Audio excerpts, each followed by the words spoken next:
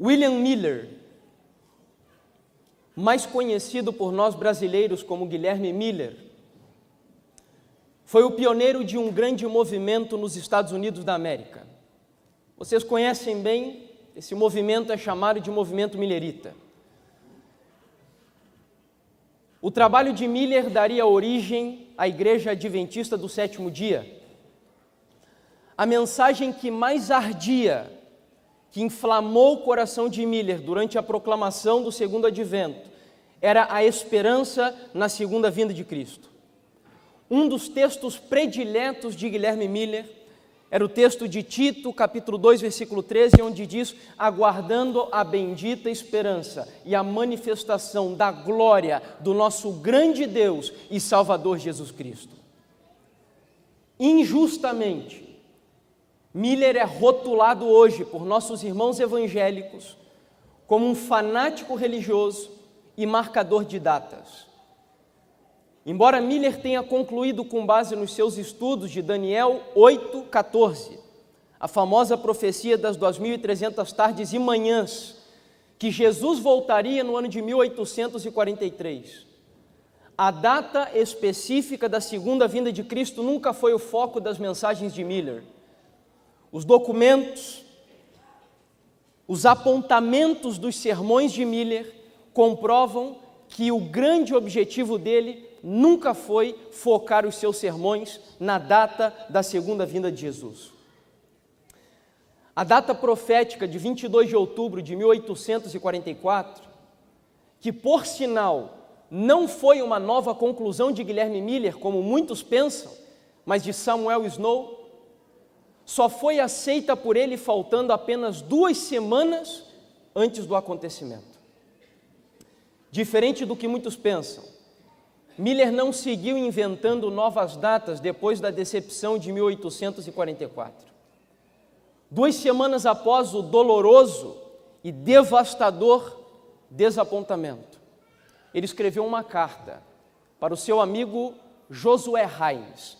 E eu queria compartilhar o teor de uma frase que Guilherme Miller compartilhou 2 semanas após o desapontamento.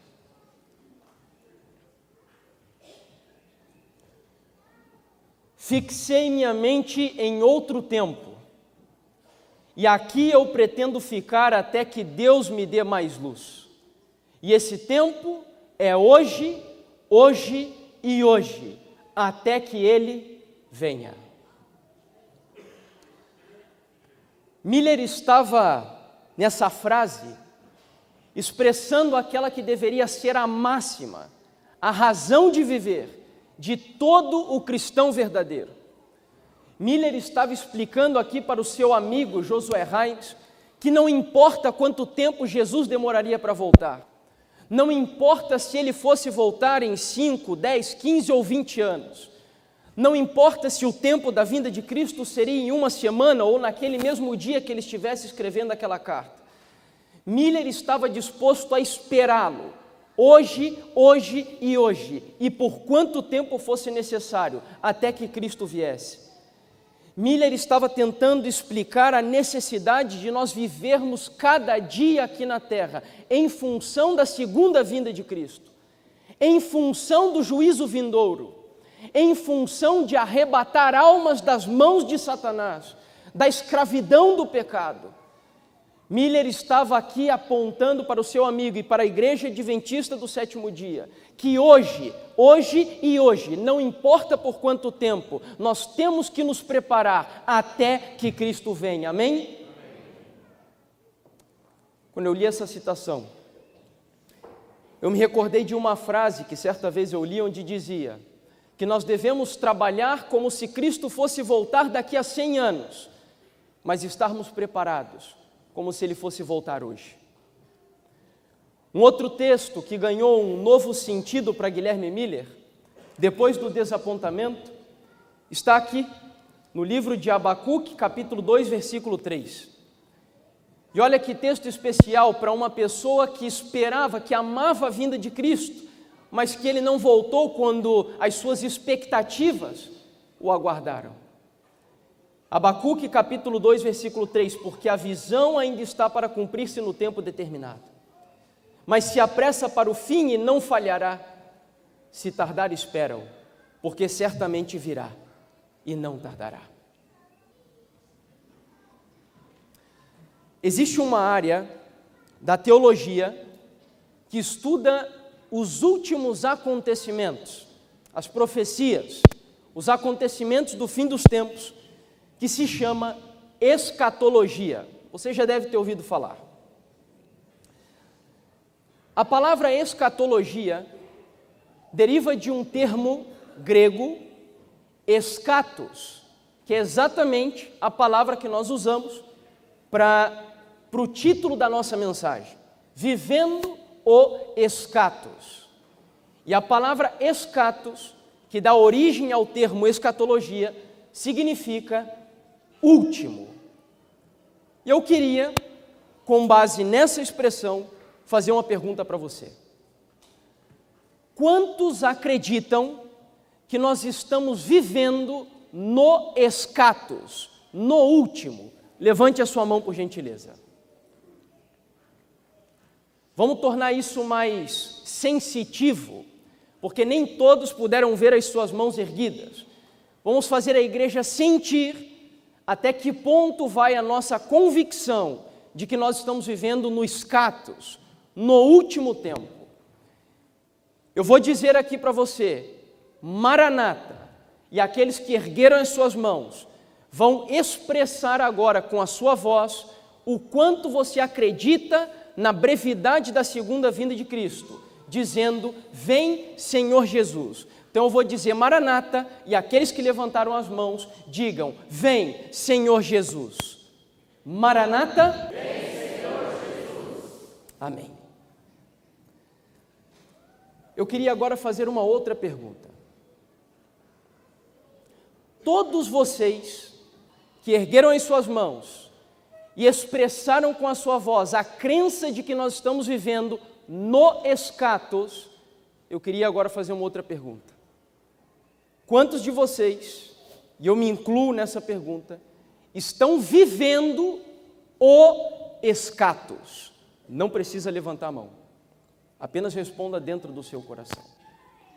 São duas perguntas diferentes. Uma delas tem a ver com se você acredita nisso, tem a ver com se você está ensinando isso, se você prega sobre isso. A outra não tem a ver com essas questões. A outra pergunta é se você está vivendo o eschatos, se você está tornando o último uma realidade na tua vida.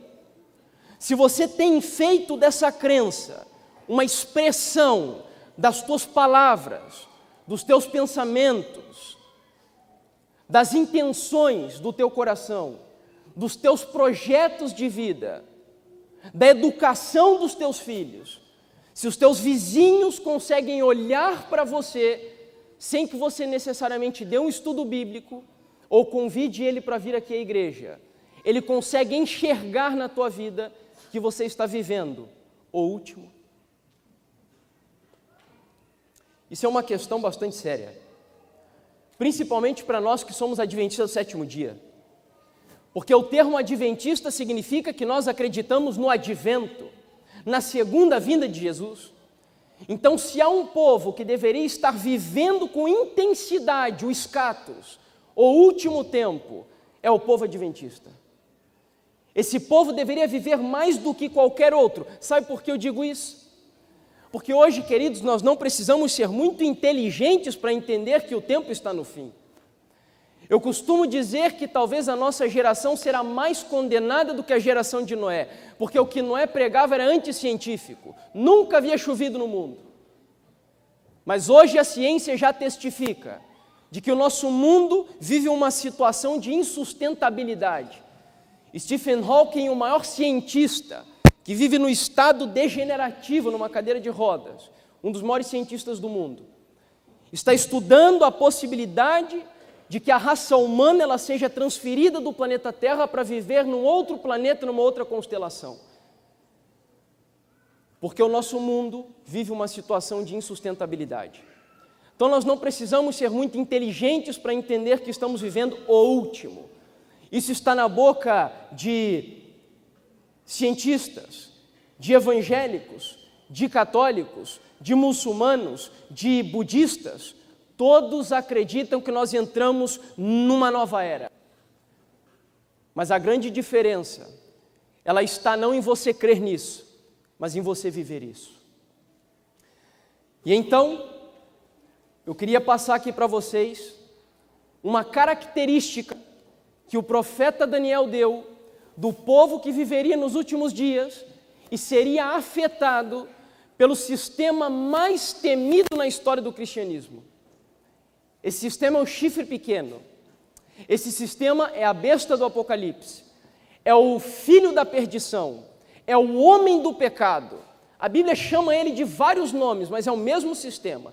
Mas o nome principal é o anticristo, que muitos pensam que é um homem muito mau, cuspindo fogo, que ele vai se levantar e vai governar o planeta Terra de maneira muito maléfica, mas eu fico pensando, quem seria enganado com o anticristo dessa maneira? Ninguém.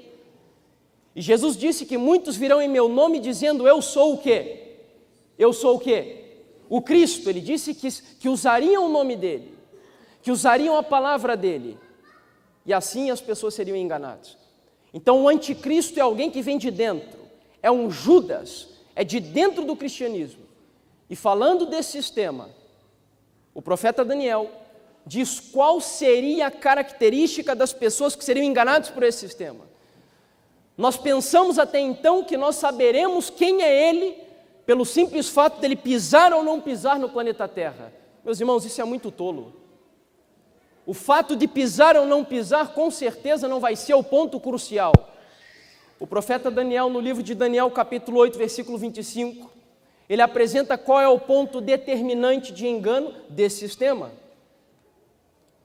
Daniel 8, 25. Por sua astúcia nos seus empreendimentos, fará prosperar o engano no seu coração, se engrandecerá e destruirá a muitos que vivem como? Despreocupadamente. A Bíblia diz então que esse sistema destruiria um grupo de pessoas que viveriam despreocupadamente. Talvez seja um grupo que diz que acredita na segunda vinda. Talvez seja um grupo que professa a crença no status. E é interessante porque isso me faz lembrar da parábola das 10 virgens. Todas elas saíram para encontrar-se com o noivo. Todas elas tinham lâmpadas, que é a Bíblia. Todas elas tinham azeite também. Todas elas eram aparentemente iguais no primeiro momento. Mas a grande diferença estava em que um grupo viveu preocupado com um tempo de tardança que provavelmente poderia acontecer, e ele decidiu se preparar com intensidade para essa tardança. Pessoas nos últimos tempos seriam afetadas, teriam as suas vidas espirituais destruídas, porque viveriam despreocupados. Mas despreocupados com o quê? Talvez gastassem demasiado tempo preocupados com a comida. Talvez gastassem demasiado tempo preocupados com viajar, porque hoje o Facebook nos proporciona muito disso. Nós vemos lá que é moda viajar para Dubai, viajar para não sei quantos lugares, e cada vez vem uma nova moda, e essas modas vão alimentando cada vez mais o mundanismo no nosso coração. E nós somos absorvidos por isso. E a tendência é vivermos despreocupados. Preocupados com o vestir, usarmos roupas de marca, Armani, Louis Vuitton e tantas roupas de marcas e caríssimas para proporcionar esse bem físico no mundo que nós vivemos e que requer de nós muito tempo. Então, quando a igreja promove e prega, por exemplo, para nós estudarmos a escola sabatina, para nós fazermos o culto familiar, o mundo, nós vivemos num emaranhado tão grande de atividades, que nós não temos tempo para essas coisas. Vivemos despreocupadamente. Preocupados em edificar, os jovens preocupados em namorar, porque tem que arrumar uma namorada. Alguns chegam ao absurdo de torcer para Jesus demorar mais 10 ou 15 anos, para dar tempo de se formar e de se casar, e ter as suas realizações aqui nesse mundo. Despreocupados. Mas sabe, talvez, nesse momento você esteja pensando, mas essa realidade da despreocupação não somos para nós que somos cristãos. Essa é uma realidade que deve se aplicar apenas para os mundanos. Eles não vivem preocupados com nada. Eles estão lá apenas preocupados com o mundo, com as atividades, com os entretenimentos. Presta muita atenção agora, de verdade, porque muito provavelmente Deus vai falar com cada um de vocês, e comigo também. Eu sempre digo que eu gostaria de estar sentado, ouvindo a palavra aí na igreja. Eu não gosto de pregar, e não sei por que Deus me coloca essa responsabilidade, porque eu sou um miserável pecador, indigno dessa mensagem. Presta muita atenção. No livro de Ezequiel, capítulo 33, versículo 31. Percebam que a vida despreocupada não é apenas dos mundanos. É verdade que é um texto que foi escrito no Antigo Testamento, mas ele se aplica para a nossa condição hoje também? Observe você. Eles vêm a ti como o povo costuma vir, e se assentam diante de ti como o meu povo e ouvem as tuas palavras, mas não as põem por obra. Pois com a boca professam muito amor, mas o seu coração só ambiciona o quê? Lucro. Nós poderíamos desenvolver quase um sermão, uma semana inteira só em cima desse verso. Quantas verdades ele nos apresenta ali. Em primeiro lugar, o texto, ele acusa um grande problema do cristianismo hoje, irmãos. Eu não prego só para adventistas, eu prego para cristãos como um todo. Se você está visitando a nossa igreja e é um irmão católico, um batista, um assembleiano da congregação cristã, isso é uma realidade que, como o pastor disse, está afetando como um câncer em metástase a igreja cristã. E esse mal terrível, essa maldição terrível, se chama religiosidade falsa. É isso que Deus está condenando aqui. Eles vêm a ti como o povo costuma vir, se assentam diante de ti como o meu povo, gostam de ouvir a palavra, gostam de estudar a palavra, mas não as põem por obra. E agora preste muito atenção para que você entenda o que significa isso. O que é colocar a palavra de Deus em prática, em obra na nossa vida? Viver o cristianismo prático, aplicar as obras de Deus, não são as atividades religiosas que nós praticamos dentro da igreja. Isso faz parte da religião. Mas colocar as coisas em práticas, em obras na nossa vida, é o que você está vivendo lá fora, dentro do teu lar, dentro da tua empresa, no teu dia a dia.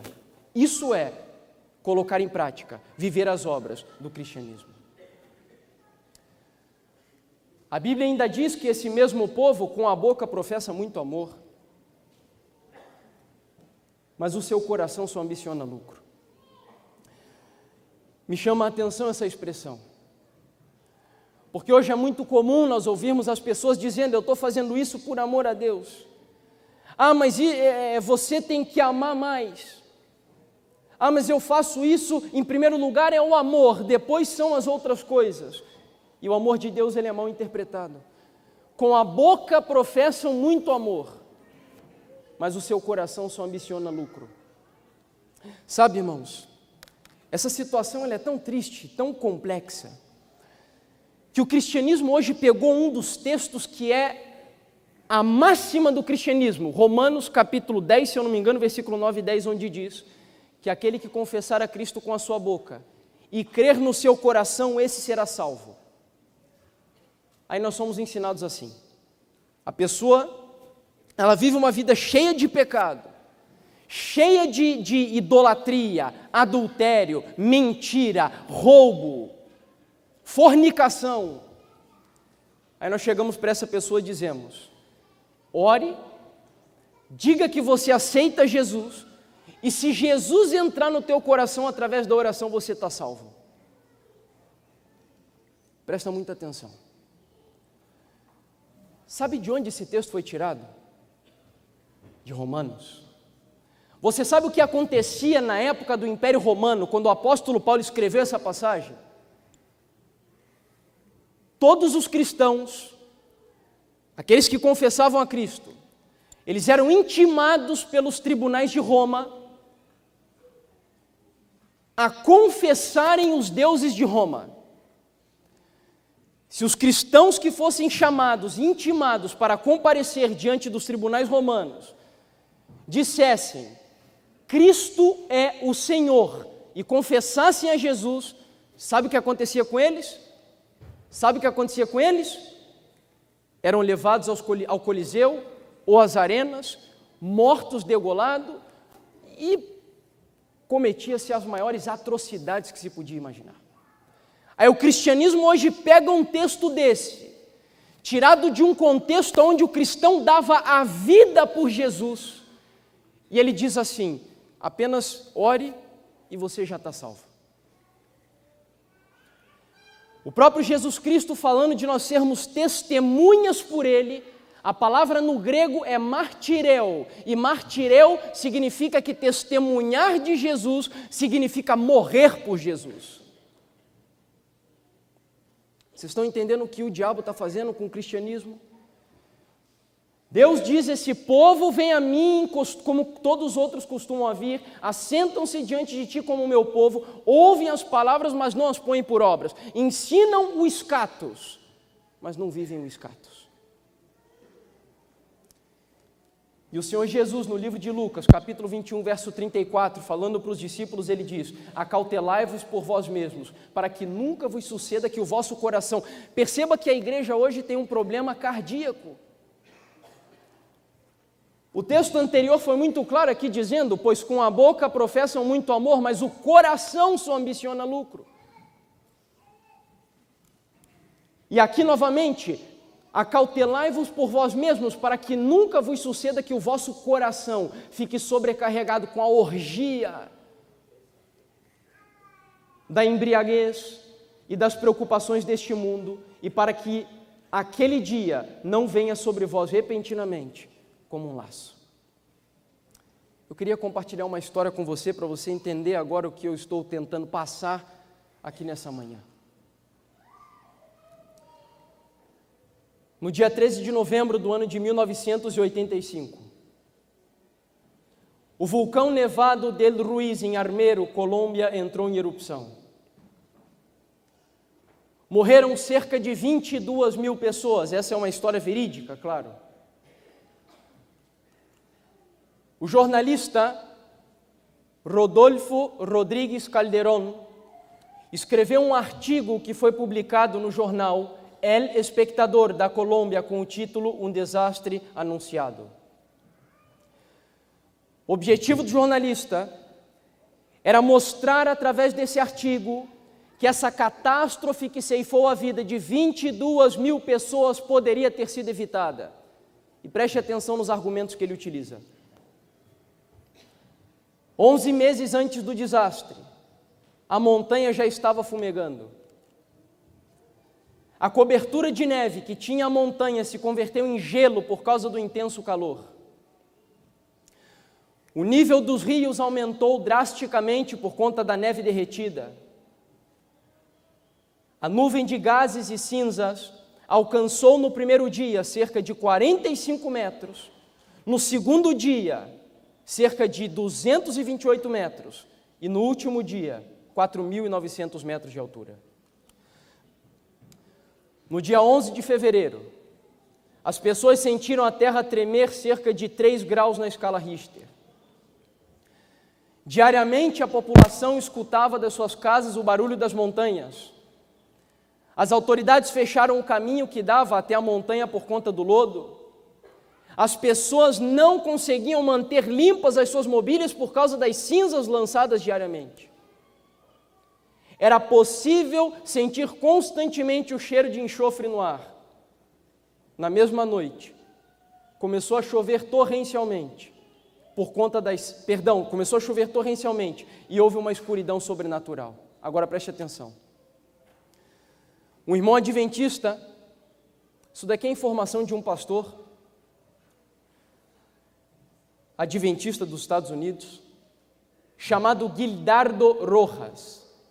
Começou a andar na sua moto, avisando aos adventistas que viviam na cidade para que a deixassem porque algo terrível ia acontecer. Dizem que havia 124 adventistas na cidade e ao todo morreram 120. Haviam sinais? Haviam sinais, irmãos? Mas infelizmente, lamentavelmente, aquelas pessoas que viviam naquela região, talvez vendo os sinais até acreditassem que algo ia acontecer. Eles talvez até entendessem que algo iminente fosse ocorrer.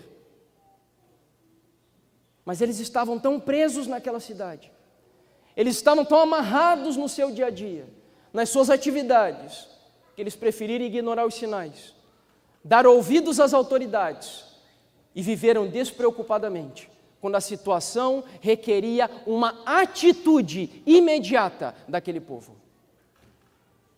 Vocês estão entendendo? Não basta crer no escatos, perdão. Não basta dar estudos bíblicos às pessoas mostrando que Cristo vem. Nós precisamos viver essa realidade, queridos, e é urgente isso. Meus irmãos, como eu disse, nós não precisamos ser muito inteligentes, basta olhar a sociedade que nós vivemos, o que estão fazendo com os teus filhos. As cartilhas dos colégios ensinando as crianças a aceitarem a imoralidade, a depravação, estão empurrando goela abaixo dessa geração, que tudo isso é normal. O que esperar de uma geração que vem?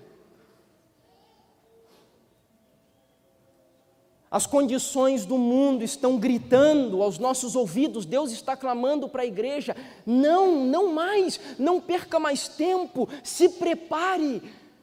Essa semana uma pessoa me escreveu no YouTube e fez uma pergunta que eu achei fantástica. Eu disse que a pergunta dela era tão importante que eu ia futuramente fazer uma mensagem sobre isso. Ela me perguntou o seguinte: irmão Jefferson, o que você quer dizer quando você diz que nós temos que se preparar para a vinda de Jesus? Essa deveria ser a tua pergunta todos os dias. Como me preparar para a tua vinda? Sabe, uma vez eu ouvi um sermão do pastor Ivan Saraiva, onde ele dizia: muitos hoje têm caçoado dos cristãos que seguem crendo e esperando a segunda vinda de Cristo, dizendo: já faz 2000 anos que vocês pregam sobre isso, e até agora ele não veio, quanto tempo mais vocês vão esperá-lo? E o pastor Ivan Saraiva dizia que o tempo da vinda de Cristo não são 2000 anos, o tempo da vinda de Cristo é o tempo de uma vida.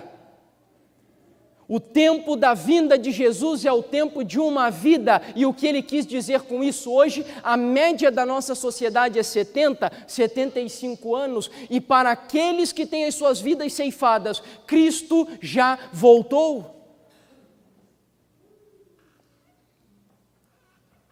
Hoje, e até que Ele venha, isso precisa ser uma máxima vivida por cada um de nós. Sabe, eu tenho saudade daquele tempo, onde as pessoas diziam que vinham para a nossa igreja, se aderiam ao nosso movimento, porque a nossa igreja era uma igreja que ensinava com fervor a brevidade da segunda vinda de Cristo. E é isso que chama a atenção deles. Por quê? Porque nós éramos ou devemos ser uma igreja diferente, um povo diferente, porque nós somos adventistas, cremos no advento do sétimo dia. E para terminar essa mensagem, eu preciso citar aqui um exemplo prático para você entender também, da palavra do Senhor, o que significa viver o escatos. Midianitas, Amalequitas e os povos do Oriente se reuniram no famoso vale de Jezreel. Eram cerca de 135 mil soldados que estavam reunidos naquele vale. O objetivo deles era destruir o povo de Israel. Preste atenção, o povo estava em guerra, o povo estava num conflito iminente, a vida deles estava correndo risco. 135 mil soldados do exército do inimigo.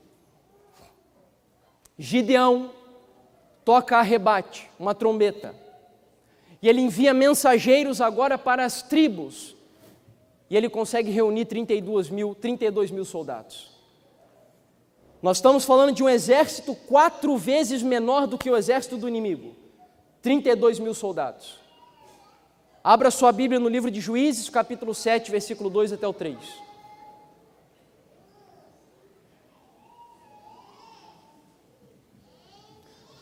Juízes, capítulo 7, verso 2 até o 3.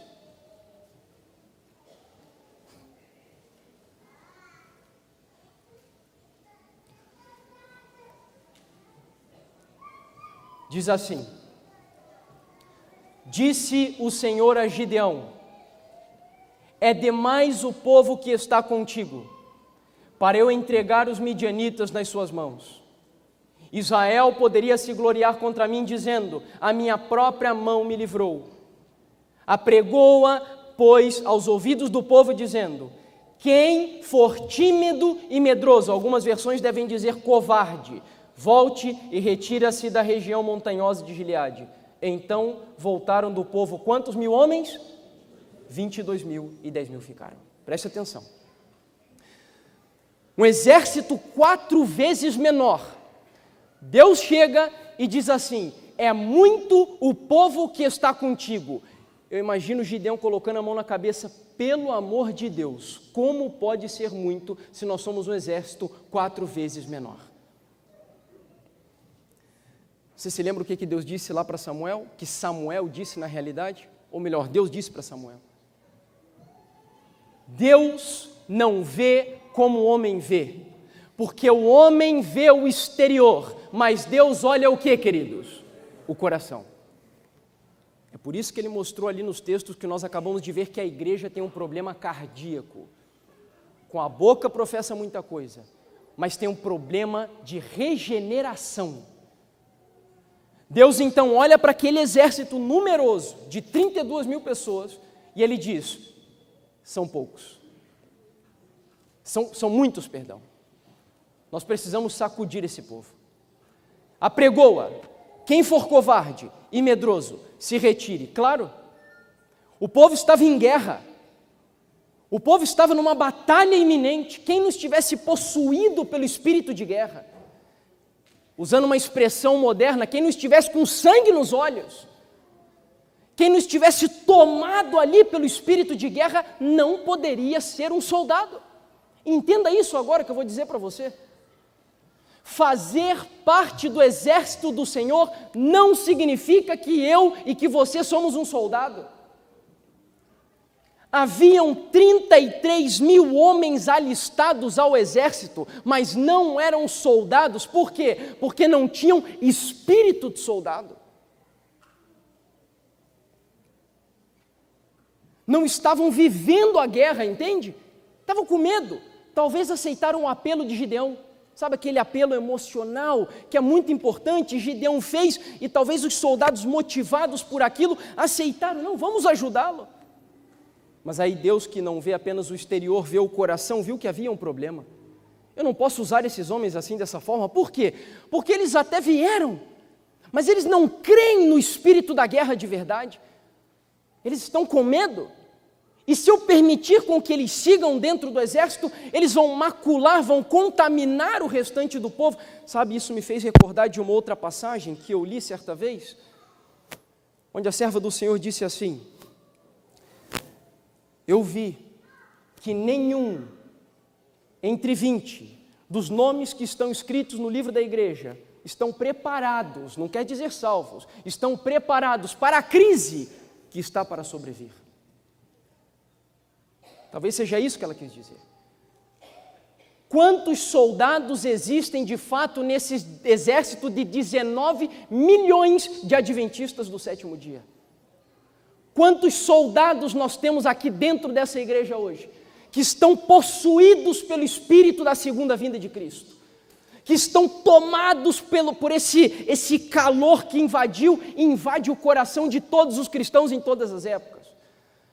Meus irmãos, eu fico olhando como pode uma pessoa se regozijar por ser açoitado, como pode uma pessoa sentir alegria por passar fome, como pode uma pessoa como John Wolfe, que pregou a segunda vinda de Cristo, um jovem de 11 anos de idade, que saiu da casa dos pais e caminhou descalços na neve porque ele queria pregar o evangelho em uma outra região. Como pode homens terem um espírito desse, se não for arder no seu coração intensamente o desejo de que Cristo venha para resgatá-los? Essa é a única motivação. Deveria ser a razão de viver de cada um de nós. E esse exército não estava preparado. Sabe, a serva do Senhor vai um pouquinho mais além. E ela diz no livro Patriarcas e Profetas, capítulo 53, agora, pois, apregoa aos ouvidos do povo: quem for covarde e medroso, volte e vá-se apressadamente das montanhas de Gileade. Aqueles que não estavam dispostos a enfrentar perigos e agruras, ou cujos interesses mundanos atraíam da obra de Deus o seu quê? O seu quê, irmãos? Vocês estão vendo como nós temos um problema cardíaco? Porque Jesus disse que é do coração que procedem as coisas más da nossa vida. Aqui dentro tem um leão que precisa ser dominado, tem um leão que sente prazer nesse mundo, que se deleita nas coisas desse mundo, que só quer saber de viajar, de edificar, de plantar. Você se lembra da parábola de Jesus? Louco! O que você fará com tudo isso? Amanhã mesmo eu pedirei a tua alma. Você se lembra dessa parábola? Aquele homem que tinha uma vinha e ele decidiu derrubar a vinha e fazer uma outra maior, e eu me tornarei cada vez mais rico, e etc, etc.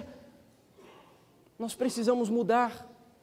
Hoje eu vejo os irmãos de departamento pessoal, pastores e líderes da igreja quase que implorando, chorando de joelhos diante da igreja: pelo amor de Deus, venham para fazer evangelismo, vamos fazer trabalho missionário.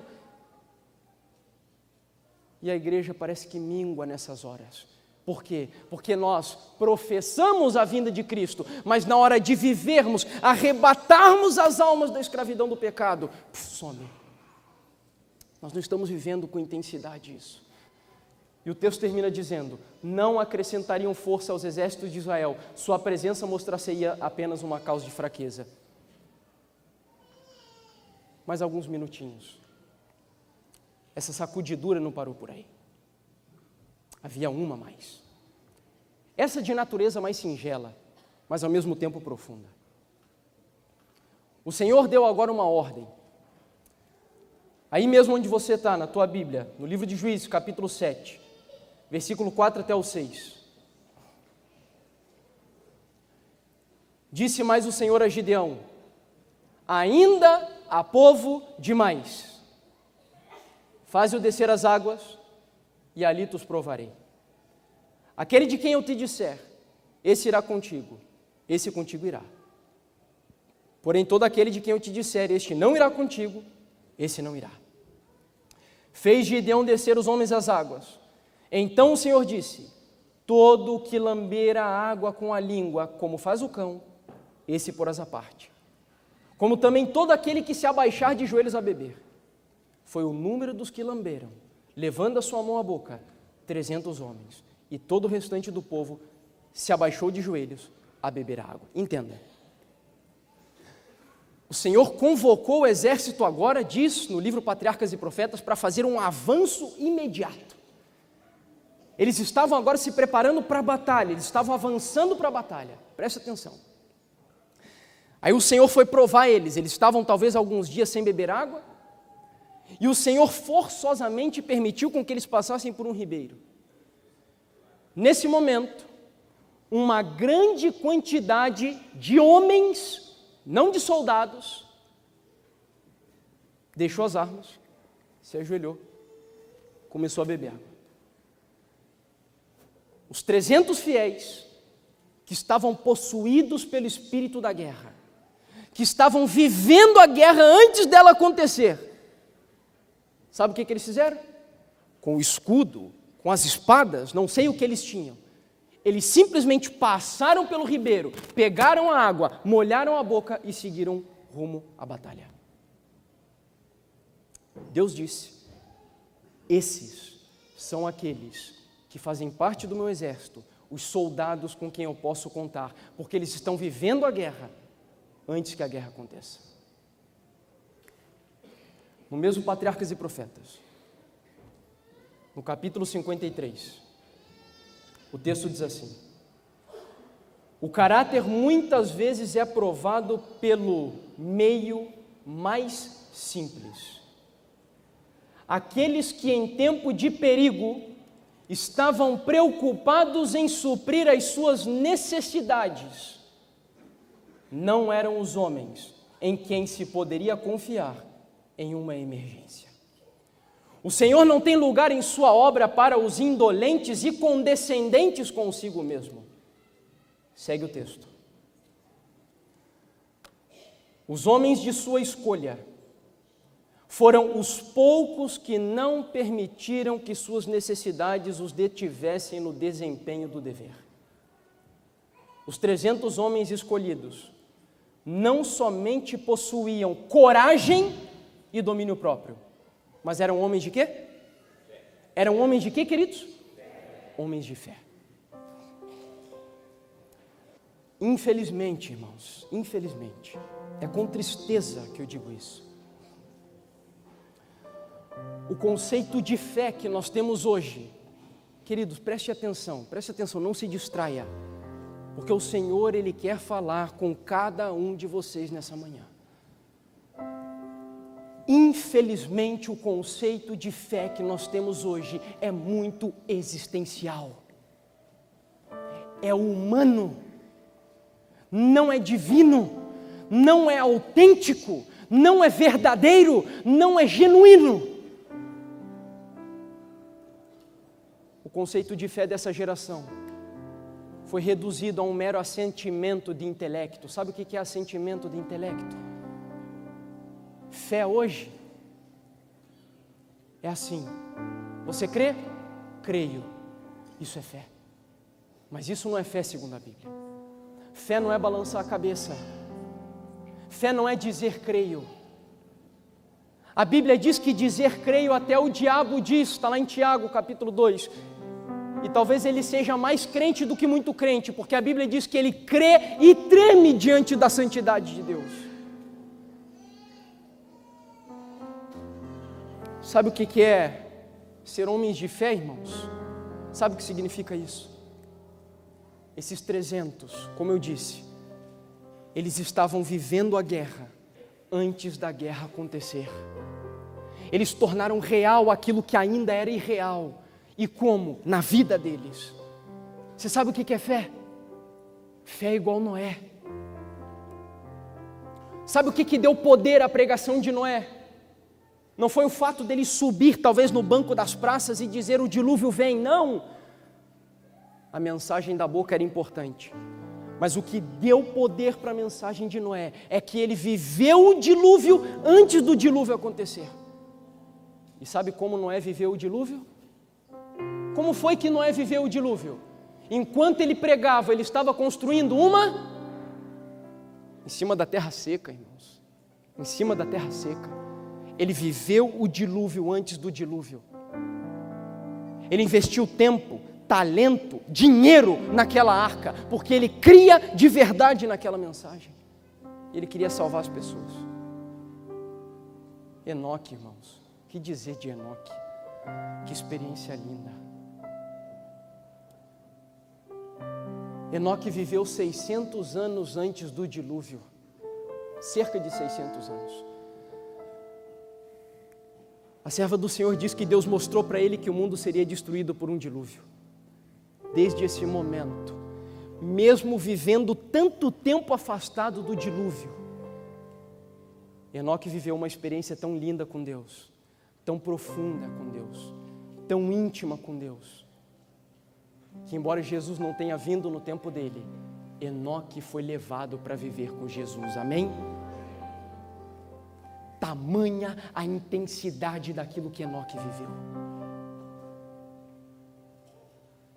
300 anos caminhando com Deus.